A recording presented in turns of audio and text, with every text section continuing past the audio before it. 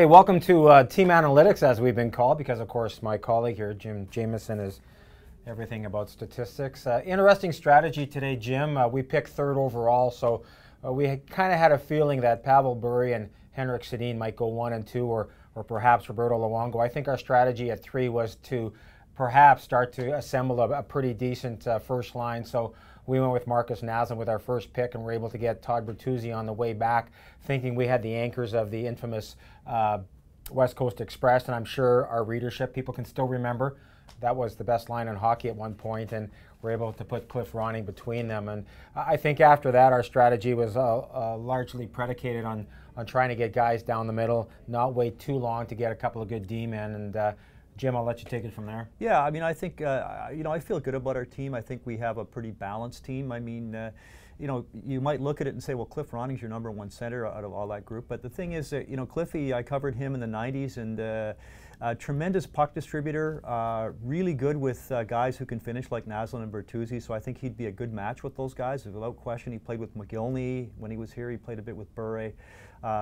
played some with Linden, some with Courtnall. So he had, he's experienced with those kind of guys. And I like, I think like our special team lineup. I think we can, with guys like Jyrke Lume and Sammy Salo and Doug Hallward, Adrian O'Coin and Rick Lance. I mean, there's 4 guys you can have on those are your 2 power play points, so that's good. All in all, I think we've got a pretty balanced team. I might like to have a little bit more size, maybe a little bit more speed in some areas, but all in all, I think I like our team. I think the interesting thing here, too, is we're talking about a couple of guys who also cover the Canucks at different times. So you're trying to relate a player that I never saw that Jim covered, and how's that guy reflect in a competition where really it's these players at their best when they played for the Canucks. Not like, oh, he played in the 80s, what's he like now? I'm hoping when people understand that we try to put together a team when these guys are at their absolute best. And like Jim said, I think we got pretty good balance.